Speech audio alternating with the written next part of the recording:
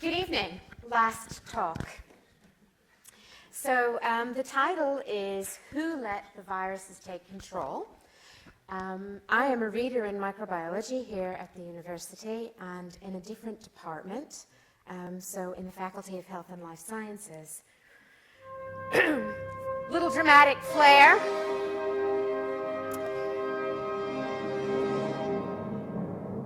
All of life on the planet is just held within that little blue aura around the planet, right? So everything is there. And I can't really talk about viruses unless I talk about their hosts, because they're completely obligate, dependent parasite on their host. When I was taught biology many, many years ago, I was taught that life on Earth looked like this, and that the majority of the diversity that we saw was in this area of the big life on the planet. But actually, we now know that actually most of the diversity on the planet with life comes from the prokaryotes, the bacteria and the archaea, and the eukaryotes, even the ants, represent a very small region of diversity of life on the planet. Viruses came onto the planet at the same time life did. And they have been evolving with the first single cells, and they also then evolved with life as it separated into the bacteria, the archaea, and the eukaryotes. And so for every form of life, there are virus predators for that life form. What am I talking about? So these are bacterial cells. They come in rods and cocci. This is a big eukaryotic cell, just for size reference. And all of these things here represent viruses and virus shapes and relative sizes. Now, one of the things you may notice straight away is I've got viruses here that are infecting bacteria. So, yes, viruses infect bacteria, viruses infect archaea, as well as infecting eukaryotic cells. Now, I expected to hear more noise in the audience, so everybody seems to have stayed very healthy. But often, this time of year, you start asking questions to people, why doesn't somebody do something about this virus? Why do I have to have it? What are they on the planet for anyway? Well, viruses actually play a huge role in controlling and developing life on the planet. So for the bacteria, viruses are very important in moving around genetic information and in providing new genes for bacteria to respond to sudden changes in their environment. They also play a vital role in controlling populations. So things like Vibrio cholera epidemic outbreaks, they're controlled, those populations, by the viruses that infect Vibrio. For eukaryotes, the purpose of the virus is not necessarily to make us sick. The sickness helps spread the virus, but just like within bacteria, viruses serve a role in driving evolution of higher life forms too. They provide selective pressure for the best immune systems. They control populations. And for the biologist, viruses also provide fantastic tools. So almost everything we know about biological processes, we learned from a virus that caused an alteration in that process. And all of our early information on biology came from studying the impact a virus had on a system. But that's not actually what my title was. My title was about viruses taking control. So let's step back one section. 1 minute. The Human Genome Project was begun in about 1994, 1993. And it not only involved sequencing human genomes, but sequencing genomes of many organisms of life, many life forms on the planet. The first bacterial genome was submitted in 1995 from this process.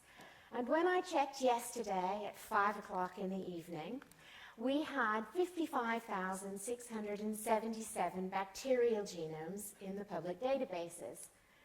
Only about 5,050 genomes of viral origin. Why am I telling you this? Well, bacteriophages were first studied about 100 years ago this year. And they kind of went out of favor of study in the 1960s because we thought we knew it all. But when we found these genome sequences and we understood them and we annotated them, it turns out that actually almost all human bacterial pathogens have been given that advantage to cause human disease because they carry a virus that changes the way they behave. So all bad human bacterial pathogens, Vibrio cholera, E. coli 157, Staphylococcus aureus, MRSA, all of these organisms that you hear about, they have actually become virulent because they carry a viral infection.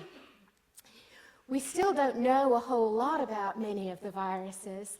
This is particularly important as they're estimated to outnumber all cellular life forms on the planet by an order of magnitude.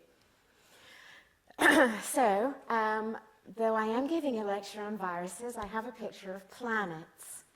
So, the estimated population of viruses infecting only bacterial cells is estimated at this number, 10 to the 31. Nobody can fathom that number. It's too large. But if you converted each viral particle and you made it so that it was a millimeter in size, it would be able to span the distance between the Earth and the Sun 10,000 US billion times. Okay? So that helps put into perspective their numbers. And this one, I don't know what person worked this out at what pub under the influence of what kind of substance.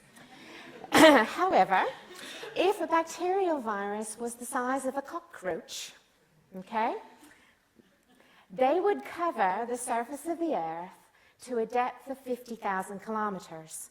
Now, Mount Everest is only 8.8 kilometers high. So that means it would add an additional 100,000 kilometers to the diameter of the Earth and would make the Earth more akin to the size of Jupiter. Okay? So there are really a lot of them on the planet. And this population is estimated to turn over every couple of days. So that number of virus particles is very dynamic and changing all the time. Why am I talking about bacteria? Because you thought probably humans were advanced and important organisms on the planet. I would like you to look at the person sitting next to you right now. And now I would like to ask you, that lovely person sitting next to you, what percentage of the cells associated with their body do you think are human? Anybody want to fathom a guess? Say? 1% human? That's close. So it's estimated now that that person sitting next to you is only composed of about 10% human cells. What is everything else? It's microbial. What are the majority of the microbes? Bacteria. Okay? So there's a little method to my madness. I want to tell you about one of these viruses that I work with. So here it is. It's tiny. It's about 50 nanometers in diameter. And this is an E. coli cell that is being killed as this virus replicates and is being released from the cell. Why do I study this virus? Well, this virus, we know, carries genes called Shiga toxin genes. Where did the virus come from? This particular virus came from an E. coli 0157 strain. Have you heard of that before? So this is a food poisoning organism. It results in horrendous bloody effluent from the nether regions. Yes? And for the very old and the very young, it also, this toxin causes lifelong kidney damage, if not death. So it's a really horrible illness that E. coli can cause. And E. coli 0157, we've known for a little while, is particularly dangerous because it has a really low infectious dose. So simply ingesting 10 bacterial cells is enough to cause this life-threatening illness. Why can 10 cells cause disease? Because normally you take a much larger dose before you can guarantee disease. The reason why is that E. coli 0157 is particularly good at surviving the acidic environment of the stomach. So it travels through it without being killed. The stomach acid that we have protects us from most foodborne disease. My lab, and we published this last month, have found that not only does the bacterial virus give E. coli the ability to produce the toxin, but it also controls the E. coli cell, which lies within this line here. It controls these genes, and these genes are responsible for detecting acid and then taking acid, which is essentially hydrogen ion, and it keeps those hydrogen ions low by adding them to an amino acid, which then get pumped out of the cell. And all of these genes that are involved in this process are upregulated by the phage, by the virus. So the virus is actually given E. coli the ability to survive the stomach, the ability to produce the Shiga toxin. So it's actually all down to the virus. They control the disease completely. So, life began on Earth billions of years ago, and the viral populations on the planet are all very intimately co-evolving with their hosts. This is a constantly changing process. We often don't see the things that are influencing us. Viruses are extremely small. We don't give them enough credit yet for controlling the biological processes that happen on the planet. So, not all viruses give us runny noses. It's only just a very small number that do. And I'd like to end this by saying Merry Christmas and Happy New Year.